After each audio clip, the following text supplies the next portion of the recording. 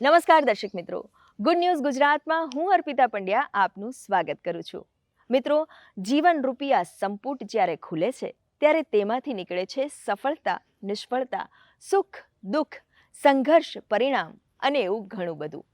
પરંતુ જીવન કઈ દિશામાં જશે તેનો સઘળો આધાર હોય છે માણસના વ્યક્તિગત અભિગમ પર, તેના મનોબળ પર અને તેના આત્મવિશ્વાસ પર. જો આ મજબૂત હશે તો જીવન એક સુંદર દિશા પકડી જ લેશે.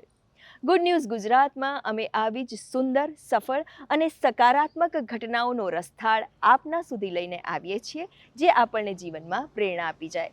તો ચાલો ખોલીએ આપણો આ સંપુટ ગુડ ન્યૂઝ ગુજરાતનો પિટારો અને શરૂ કરીએ આપણો કાર્યક્રમ ગુડ ન્યૂઝ ગુજરાત.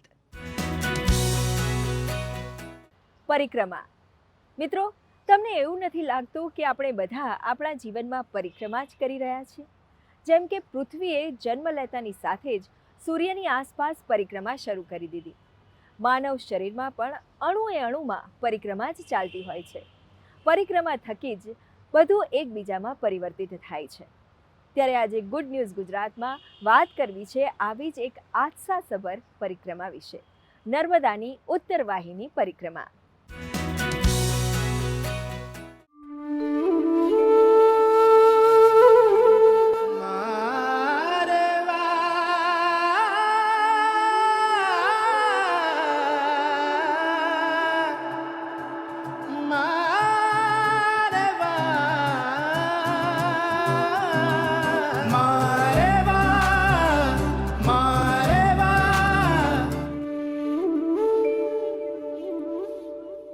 નમામિ દેવી નર્મદે ભજામિ દેવી નર્મદે નમામિ દેવી નર્મદે. ઉત્તર વાહિની નર્મદા પરિક્રમા એ ગુજરાત રાજ્યના રાજપીપળા નજીક નર્મદા નદીના કાંઠા પર કરવામાં આવતી પરિક્રમા છે. આ પરિક્રમા ચૈત્ર સુદ એકમથી ચૈત્ર વદ અમાસ સુધીના સમયગાળામાં પગે ચાલીને કરવાનું વિશેષ મહત્વ હોય છે. આ એક મહિના દરમિયાન મોટી સંખ્યામાં ભક્તો પદયાત્રા કરી ધન્યતા અનુભવે છે. નર્મદા માટે એવું કહેવાય કે ગંગા સ્નાને પાવન, યમુના પાને પાવન, પણ નર્મદા મૈયા દર્શન માત્રે નામે પાવન. અને નર્મદાના મહિમા તો શબ્દમાં વર્ણવી જ નહીં શકાય. એ અનુભવ કરવા જેવો છે કે મારી સાથે 75 વર્ષના અમારા માં છે, એ પણ મારી સાથે હિંમતથી આ પરિક્રમા કરે છે. કે આજથી અમે પહેલાં 25 વર્ષ પહેલાં આવેલા ને, તે વખતે એવી સ્થિતિ હતી કે કોઈ જાતનું એ લોકોને ખબર નથી, એટલે આ રસ્તા પણ નહોતા. અમે નર્મદાને કિનારે કિનારે તે વખતે રસ્તો બી નહોતો, તે વખતે 25 વર્ષ પહેલાં. અને તે વખતે અમે પરિક્રમા કરેલી, તે બહુ કઠિન પરિક્રમા હતી. એની જગ્યાએ અત્યારે એટલી સરસ સગવડ છે ને વ્યવસ્થા છે અહીંયા આગળ કે અમે ઘણા ખુશ થઈ ગયા અને બહુ આનંદમાં છે.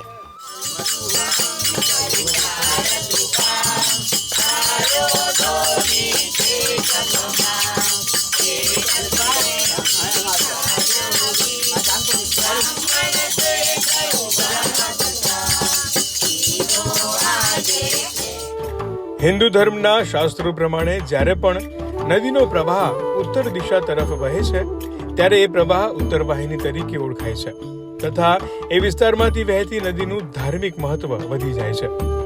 નર્મદા જિલ્લાના નાંદોદ તાલુકાના રામપુરા ગામથી તિલકવાડા ગામ સુધી નર્મદા નદીનો પ્રવાહ ઉત્તર દિશામાં વહે છે. આથી જ અહીં નર્મદા નદીને ઉત્તર વાહિની કહેવામાં આવે છે.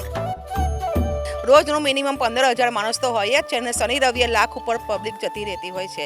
અમે રોજ નવો નાસ્તો બનાવીએ છીએ. ઇડલી હોય છે, ઢોકળા હોય છે, સમોસા હોય છે, પૌવા હોય છે, સેવસર, અને બધા જ પરિક્રમાવાસી જે આવે છે બધા ચા નાસ્તો અહીં ફૂલ કરીને જાય છે. કોઈ એમને એમ જતું નથી અહીંયાથી.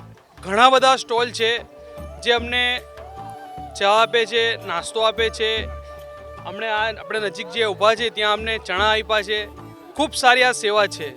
આવી નવી જો આપણી સંસ્કૃતિ અને પરંપરાને સાચવવાનું ખૂબ સારું આ માધ્યમ બની રહ્યું છે કે આજે ઘણા બધા લોકો આવે છે ગુજરાતથી આવે છે, મહારાષ્ટ્રથી આવે છે, ઘણા બધા અમને માણસો મળ્યા જે ખૂબ દૂર દૂરથી અહીં આવ્યા છે.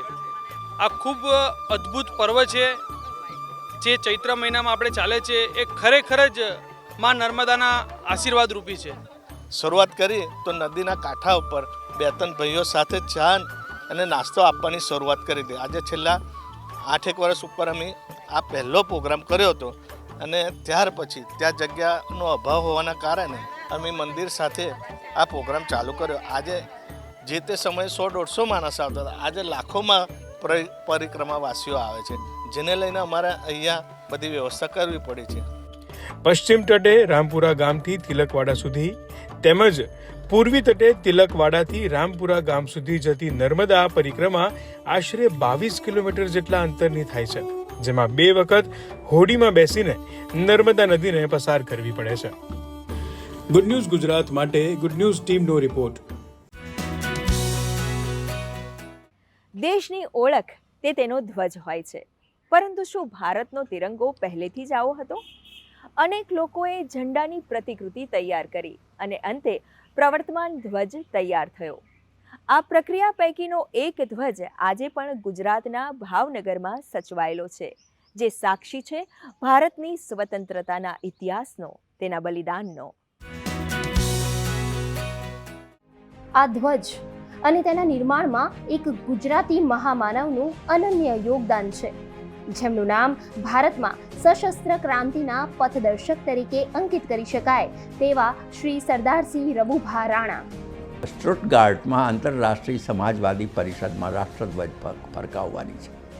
એની પાછળ ભૂમિકા એવી હતી કે લંડનમાં જે વિદ્યાર્થીઓ હતા, ભારતીય વિદ્યાર્થીઓ, એ કોલેજોમાં ભણતા ત્યારે અંગ્રેજ છોકરાઓ એમને ચીડવતા કે તમારો રાષ્ટ્રધ્વજ કયો? એ વખતે તો યુનિયન જેક જ હતો. તો કે યુનિયન જેક તો અમારો રાષ્ટ્રધ્વજ, તમારો તો છે જ નહીં કંઈ. એ મગજમાં ઠસી ગયું હતું બધાને. એટલે ઇન્ડિયા હાઉસમાં બેસીને નક્કી થયું કે આપણે આપણો રાષ્ટ્રધ્વજ એક તૈયાર કરવો, અને માત્ર તૈયાર કરવો નહીં, આંતરરાષ્ટ્રીય સમાજવાદી પરિષદમાં આખી દુનિયાના જે લોકો આવે છે એની સામે ફરકાવવું. 1907માં મેડમ કામા અને સરદારસિંહ રાણા આ બંને સ્ટુટગાર્ટ ગયા અને ત્યાં હિન્દુસ્તાનનો પહેલો ત્રિરંગો ધ્વજ એમણે પોતે બંનેએ રાતભર જાગીને આ ડિઝાઇન પણ એમણે બનાવી, હાથે સોય દોરા લઈને, ટેબા લઈને આખો ધ્વજ તૈયાર કર્યો. 3 સેટ તૈયાર કર્યા. આ ક્રાંતિકારીઓ હતા, એટલે એક સેટથી એમને થાય નહીં. એક જો ક્યાંકથી પકડાઈ ગયું હોય તો બીજું કામ લાગે, બીજું પકડાઈ ગયું હોય તો એ ડબલ દોરે 3 દોરે કામ કરવાવાળા લોકો હતા. તો 3 સેટ બનાવ્યા અને એમાં 3 કલર રાખ્યા. એકમાં લીલો, એકમાં કેસરી, પીળો કેસરી અને એકમાં લાલ કલર છે. અને વચ્ચે વંદે માતરમ લખ્યું છે. ઉપર 8 કમળ છે. સૌથી નીચે એક બાજુ સૂર્યનું નિશાન છે, બીજી બાજુ ચંદ્રનું નિશાન છે, જે હિન્દુ મુસ્લિમની એકતાના સંદર્ભની અંદર આ સિમ્બોલિક એમને ધ્વજમાં સ્થાન આપ્યું. વંદે માતરમ એ આ ક્રાંતિ મંત્ર હતો આ ક્રાંતિકારીઓનો. આ ક્રાંતિ મંત્રને એમણે વચ્ચે મૂક્યો અને 8 જે કમળ મૂક્યા ઉપર, એ 8 કમળ એ વખતે બ્રિટિશ સામ્રાજ્ય જે હતું એના 8 પ્રોવિન્સ હતા, 8 ગવર્નરો હતા. હિન્દુસ્તાનને રાણી વિક્ટોરિયાએ 8 ભાગમાં વહેંચ્યું હતું અને ગવર્નરોના હાથની અંદર આ શાસન હતું. તો એ વખતે એમણે આ ડિઝાઇનની કલ્પના કરી. 2 આખા જે ધ્વજ છે એ અત્યારે ઉપલબ્ધ છે. એક પૂનાની કેસરી છાપું જે છે એની ઓફિસ છે એની અંદર છે, અને એક અમારી પાસે, અમારા કુટુંબની પાસે આ રાષ્ટ્રધ્વજ જ્યારે હિન્દુસ્તાન પહેલી વખત રાણાજી આવ્યા ત્યારે એમની સાથે લેતા આવ્યા હતા. મેડમ કામા, સરદારસિંહ રાણા, મિસ્ટર હિન્ડમેન, આ બધા પછી એ પરિષદમાં ભાગ લેવા ગયા. અડચણો બહુ પડી કે નહીં, તમે તો ગુલામ દેશ છો. ગમે તેમ કરીને એમણે સ્થાપના કરી પોતાની, અને પ્રસ્તાવ મૂકવામાં આવ્યો. રાણા સાહેબ અને મેડમ કામા અને મિસ્ટર હિન્ડમેન ત્રણેય તૈયાર કર્યો હતો. એ પ્રસ્તાવની સાથે મેડમ કામા મંચ ઉપર ઊભા થાય છે. તો એક ઐતિહાસિક ઘટના કેવી છે, અને ધ્વજ ફરકાવે છે. આ અમારો રાષ્ટ્રધ્વજ છે, આ હુતાત્માઓના લોહીથી રંજીત ખરડાયેલો અને બલિદાનોથી મુક્ત હિન્દુસ્તાનની આ સ્વાધીનતાનો ધ્વજ છે. એટલું કહીને એમણે આખા ઠરાવની વાત કરીને પછી છેલ્લે એમ પણ કહ્યું કે અમારા રાષ્ટ્રધ્વજને સન્માન કરવા બધા ઊભા હતા અને આખી પરિષદ ત્યાં ઊભી થઈ, બધાએ સેલ્યુટ કરી. એક શતકથી વધારે સમયથી પ્રેરણા આપી રહેલા આવા અનેક તિરંગાને સલામ છે. સલામ છે દરેક સ્વાતંત્ર્ય સેનાની અને તેમના યોગદાનને.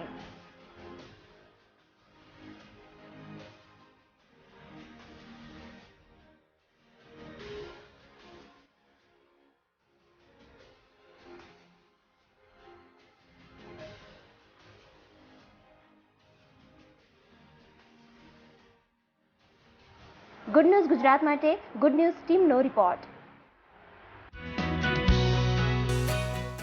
સવારના કુમળા તડકામાં કે સમી સાંજે પક્ષીઓનો કલરવ સાંભળવા કે ઠંડા પવનની મજા લેવા ઘરની આસપાસ ક્યાં જઈ શકાય? જવાબ એક જ હશે, બગીચામાં. અમદાવાદના નાગરિકો માટે સારા સમાચાર છે. શહેરના તિલકબાગ, પરિમલ ગાર્ડન, ઇન્દુલાલ યાજ્ઞિક પાર્કમાં રિનોવેશનનું કાર્ય પૂર્ણ થયું છે. તો ચાલો નજર કરીએ અને લટાર મારીએ નવીનીકરણ પામેલા અને પોતાની એ જ ઓળખ જાળવી રાખતા આ ઉદ્યાનોમાં.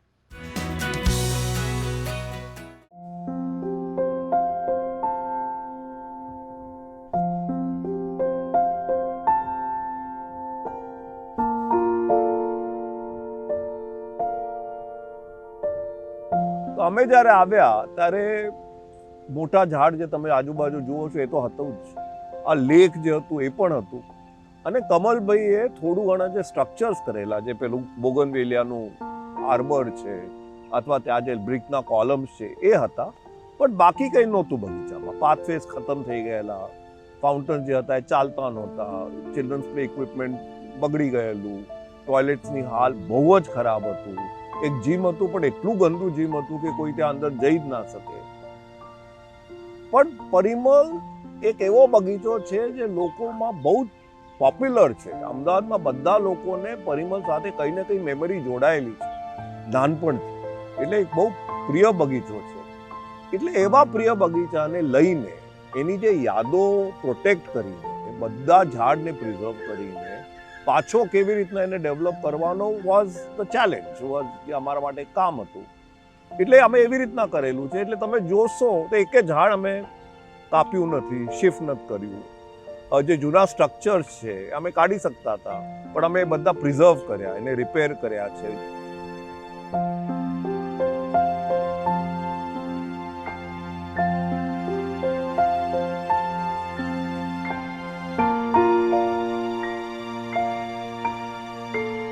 અહીંયા પહેલાં એટલું બધું ફેસિલિટી અહીંયા સારી ન હતી, પરંતુ હવે ખૂબ સારું બનાવ્યું છે અહીંયા. એન્ડ બધા લોકો વધુ સંખ્યામાં આવે છે, મજા બી આવે છે બહુ બધાને. અહીંયા જીમ છે, વોકિંગ ટ્રેક છે, ખૂબ બધી સગવડ છે, સારી સગવડ છે, ક્લીન રહે છે. કે અલગ અલગ બર્ડ્સ છે, બટરફ્લાઈઝ છે, એમને એક સંગ્રહ થાય, એમના માટે એક જગ્યા મળે, એના માટે ઇમ્પોર્ટન્ટ છે. આજકાલ આપણા શહેરોની અંદર આપણે અલગ અલગ ટાઈપના ઝાડ કે શ્રબ્સ આપણે રોપી નથી શકતા, લોકલ સ્પીસીસ રોપી નથી શકતા. તો પબ્લિક પાર્ક એક એવી જગ્યા છે જ્યાં બધું આપણે ભેગું કરી શકીએ. ત્રીજું કે પબ્લિક પાર્ક એટલી મોટી જગ્યાઓ છે કે જે રીતે પાણી જે શહેરની અંદર પડે છે, તમે એ બધું પાણી પબ્લિક પાર્ક તરફ તમે ડ્રેન કરો, ના કે ગટરમાં ડ્રેન કરો. તો પબ્લિક પાર્કની અંદર ડ્રેન કરીને એ બધું પાણી તમે જમીનની અંદર ઉતારી શકો છો. તો આ પણ પબ્લિક પાર્ક જે છે એમાં જેટલું પણ પાણી છે એ બધું જમીનની અંદર ઉતરે છે. પણ આ તો પબ્લિક પાર્કનું જ છે, પણ મોટો પબ્લિક પાર્ક હોય તો બાજુનું પણ પાણી તમે લઈ શકો, એટલે પાણીનું વિકાસ, પાણીનું ડેવલપમેન્ટ તમે વ્યવસ્થિત કરી શકો. તો આજે જ્યારે આપણે વિચારીએ છીએ કે શહેરો ઘણી વખત એમના પાર્કથી વખણાયા છે. આજે તમે ન્યુયોર્કની વાત કરો તો ન્યુયોર્કમાં લોકો વાત કરે છે તો સેન્ટ્રલ પાર્કની વાત કરશે, બરાબર છે. તો અલગ અલગ શહેરોમાં અલગ અલગ પાર્ક્સ એવી રીતના છે કે જેના લીધે એ શહેરનું નામ પણ થયેલું છે. તો પબ્લિક પાર્ક એક સારા શહેરનું એક હોલમાર્ક છે, અને સારું પબ્લિક પાર્ક એટલે એક સારું શહેર. આવી જ રીતે અમદાવાદની ઓળખ સમાન તિલકબાગ તથા પરિમલ ગાર્ડન જેવા બગીચાઓ રિનોવેશન પછી ફરી લોકો માટે આકર્ષણનું કેન્દ્ર બન્યા છે. આ બગીચાઓમાં ટ્રેન્ડિંગ વિલાયતી નસલના છોડને બદલે દેશી જૂના વૃક્ષોને એમ જ રહેવા દઈ નવીનીકરણ હાથ ધરાયું હતું. નેટિવ પ્લાન્ટ્સ એટલા માટે રોપવા જોઈએ કારણ કે આપણા હવામાન માટે, આપણા સોઇલ માટે, આપણા પાણી માટે, આપણા ટેમ્પરેચર માટે એ ઝાડ આ જમીનના છે અને એ ઝાડ આ કન્ડિશન્સથી ટેવાયેલા છે, એટલે એ વ્યવસ્થિત ડેવલપ થશે. પણ મોર ઇમ્પોર્ટન્ટલી એ ઝાડ એવા છે કે એ લોકલ પક્ષીઓને એટ્રેક્ટ કરી શકે, બટરફ્લાઇઝને એટ્રેક્ટ કરી શકે, ઇન્સેક્ટ્સને એટ્રેક્ટ કરી શકે. એટલે જે બાયોડાયવર્સિટી રિચનેસ જે આપણે કહીએ, જે કુદરત માટે બહુ ઇમ્પોર્ટન્ટ છે, એ ઝાડ જ તમને આપી શકશે. તમે એકદમ એક્ઝોટિક ઝાડ લેશો તો એ ફટાફટ ઉગી તો જશે. કોનોકાર્પસની તમે વાત કરી, એ 3 મહિનામાં ઉગી જશે, પણ એ ઝાડનો કંઈ મતલબ જ નથી. એ ઝાડ ના તો કોઈ બર્ડ લાઈફને સપોર્ટ કરી શકશે, ના તો એ ઝાડ સોઇલને ઇમ્પ્રૂવ કરશે, ના તો એનું લીટર સારું છે. એટલે એટલું જ છે કે ફટાફટ ઉગી જાય. અતીતને આજમાં જીવંત રાખી રિનોવેશન થયેલા આ ઉદ્યાનોને અમદાવાદના લોકો ભરપૂર માણી રહ્યા છે. ગુડ ન્યૂઝ ગુજરાત માટે ગુડ ન્યૂઝ ટીમનો રિપોર્ટ. મિત્રો, ટેકનોલોજીના આજના આ યુગમાં કંઈ પણ વસ્તુ અશક્ય નથી. ઇમ્યુનિટી બૂસ્ટર ગણાતા અને ઠંડા પ્રદેશમાં ઉગતા મશરૂમ હવે ગુજરાત જેવા ગરમ પ્રદેશમાં પણ ઉત્પન્ન થવા લાગ્યા છે. આપને નવાઈ લાગશે, પણ આ કમાલ કરી બતાવી છે રાજકોટના એક વ્યક્તિએ. તો આવો જાણીએ કેવી રીતે હિતેશભાઈએ ઘરમાં જ મશરૂમની ખેતી કરી અને બન્યા આત્મનિર્ભર.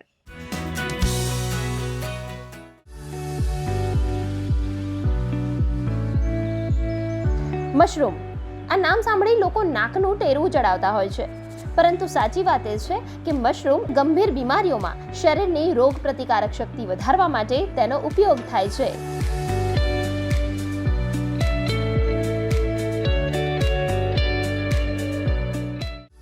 આ મશરૂમ કે જે લગભગ 450 પ્રકારના હોય છે, જેમાંથી 70 થી 80 પ્રજાતિ ખાવા લાયક હોય છે અને મોટે ભાગે ઠંડા પ્રદેશોમાં જ તે ઉગતું હોય છે. આથી ખૂબ ઊંચી કિંમતે બજારમાં વેચાય છે.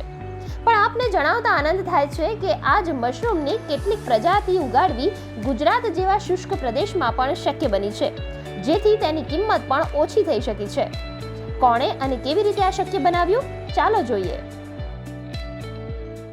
આ વિચાર લોકડાઉન વખતનો છે કે લોકડાઉનમાં ફ્રી હતા તો કંઈક નવું કરીએ ને કંઈક ઇમ્યુનિટી બૂસ્ટરની કંઈક આપણે આયુર્વેદમાં કંઈ મળી જાય એવું તો શોધીએ ને એવા બધા ઘણા બધા વિચારો આવતા હતા. કંઈક સાઈડની ઇન્કમ કંઈક જનરેટ કરીએ એવા બધા વિચારો આવતા હતા.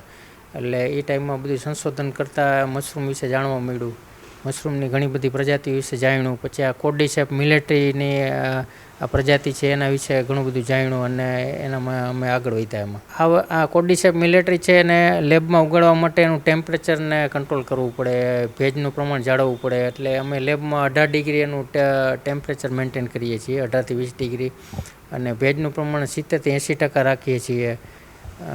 અને બહારના કોઈ દૂષણ કન્ટામિનેશન અંદર ન આવે એનું બધું અમે ધ્યાન રાખીએ છીએ. અંદર જવામાં હાથ સેનિટાઈઝ કરીએ છીએ, ગ્લોવ્સ પહેરીએ છીએ વગેરે પ્રિકોશન ઘણા બધા જાળવીએ છીએ અમે.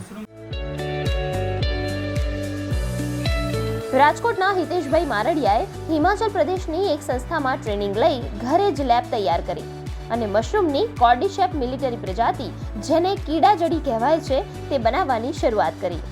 શરૂઆતમાં અસફળતા મળી, પરંતુ બાદમાં તેઓ સફળ થયા. કુદરતી અવસ્થામાં થાય અને કૃત્રિમ રીતે બનાવી એમાં જનરલી ફરક તો હોય જ છે. કુદરતી અવસ્થામાં થાય છે એ એકદમ દુર્લભ હોય અને એકદમ ઓછા પ્રમાણમાં મળે છે અને કિંમત એની ઘણી બધી હાઈ હોય છે. પણ એ નેચરલ વસ્તુ છે, કુદરતમાં ઉગેલી છે, એની રીતે ઉગેલી છે, એટલે એની કિંમત બહુ હાઈ છે. અને એ કૃત્રિમ જે આપણે અત્યારે લેબમાં બનાવીએ છીએ એના કરતાં તો ઘણી બધી કિંમત એની ઊંચી છે. જો કે મશરૂમની ખેતી સરળ નથી હોતી. લાખોનો ખર્ચ અને ખાસી ધીરજની જરૂર પડે છે. 1 થી 1.5 ગ્રામ મશરૂમના ઉત્પાદન માટે 2 થી 3 મહિના જેટલો સમય લાગે છે.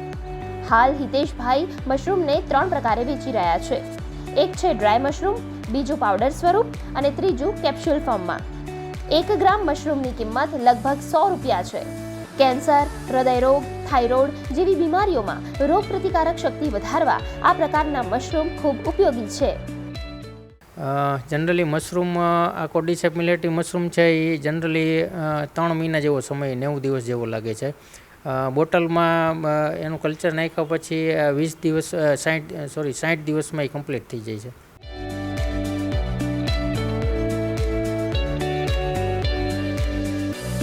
હિતેશભાઈ કહે છે તેઓ પોતાની સૂઝબૂઝ દ્વારા મશરૂમની ખેતી કરીને આત્મનિર્ભર બન્યા છે.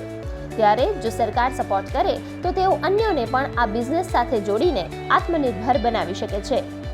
એવી અપેક્ષા રાખી શકીએ કે ગુજરાતમાં મશરૂમ વિશે પ્રજાને બહુ ખ્યાલ નથી, જાગૃતતા નથી. મશરૂમ શું છે, ઘણા એવું માને છે કે આ તો નોનવેજ વસ્તુ છે, પણ ખરેખર એવું કાંઈ નથી. મશરૂમ વિશે જો પ્રજાને જાણકારી મળે અને જો એનો વપરાશ વધે તો એનું ઉત્પાદન વધારવું પડે. ઉત્પાદન વધારીએ તો પછી ઘણા બધાને રોજગારી મળે. તો થોડુંક આમાં સરકાર પ્રોત્સાહન આપે તો રોજગારીનો પણ મોટો સ્ત્રોત બની શકે.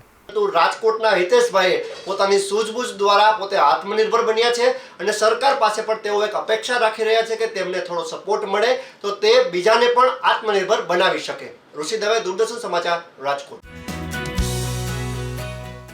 ગરમીની સિઝનમાં ઠંડુ ઠંડુ ખાવાનું અને પીવાનું કોને ન ગમે, અને એવું કંઈક જે ઠંડક આપવાની સાથે સાથે પૌષ્ટિકતા પણ પ્રદાન કરે, તો એથી રૂડું શું હોઈ શકે? મિલેટ સ્મૂધી. જી હા, અમૃતરૂપી શ્રી અન્નથી બનેલી આ સ્મૂધી આપના શરીરને ઠંડક તો આપશે, સાથે સાથે પૌષ્ટિકતાથી ભરપૂર છે. તો આવો ચાખીએ મિલેટ સ્મૂધીનો સ્વાદ. મારું નામ દર્શના ધર્મેશ ઉપાધ્યાય છે. હવે ઉનાળો આવી ગયો છે તો દરેકને એમ થાય કે અમે ઠંડુ પીએ. ગરમીની સિઝન છે તો ઠંડુ પીવાનું દરેકને મન થાય છે. આ વખતે અમે એવી હેલ્ધી ડ્રિંક તમને બતાવવાના છીએ કે જે તમે ઘરે તમારા ઘરના વસ્તુમાંથી જ, ફ્રૂટ્સ છે કે અમુક ઘરની વસ્તુમાંથી જ તમે હેલ્ધી ડ્રિંક્સ બનાવી શકો છો.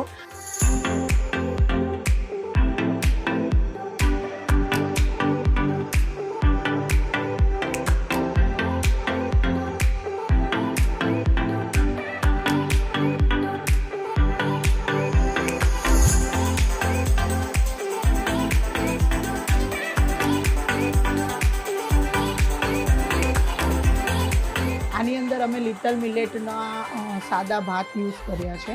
મિલેટ, પોઝિટિવ મિલેટની વાત કરીએ તો પોઝિટિવ મિલેટ આપણે જે રેગ્યુલર ઘઉં ચોખા ખાઈએ છીએ એ રીતે બનાવી નથી શકાતું. આને કમ્પલસરી 6 થી 8 કલાક પલાળવા પડે છે.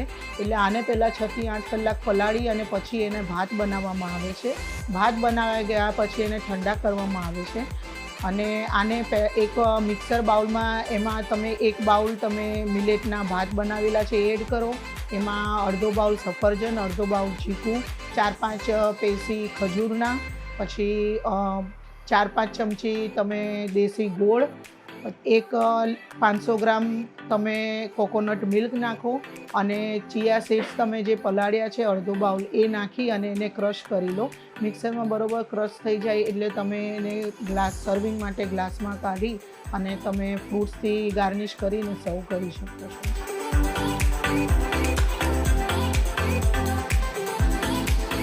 એ લિટલ મિલેટમાંથી બનાવી છે.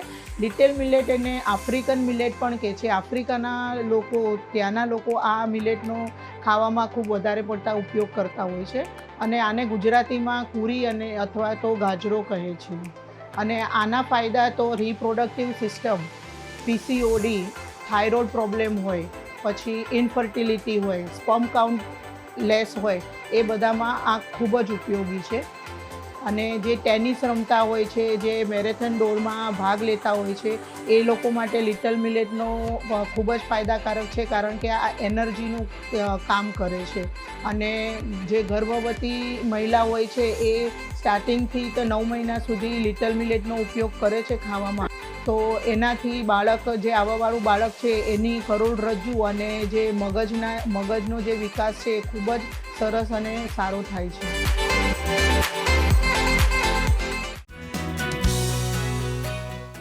તો દર્શક મિત્રો, આ હતો અમારો કાર્યક્રમ ગુડ ન્યૂઝ ગુજરાત. આપ પણ આપનો અભિપ્રાય અને ગુડ ન્યૂઝ અમને મોકલી શકો છો. અમારું ઈમેલ આઈડી છે goodnewsgujarat@gmail.com. દર્શક મિત્રો, આપ અમારો આ એપિસોડ અમારી YouTube channel DD news Gujarati પર પણ નિહાળી શકો છો. તો અત્યારે કાર્યક્રમમાં આપની રજા લઈએ. ફરી મળીશું આ જ કાર્યક્રમમાં આવતા સપ્તાહે. ત્યાં સુધી નમસ્કાર.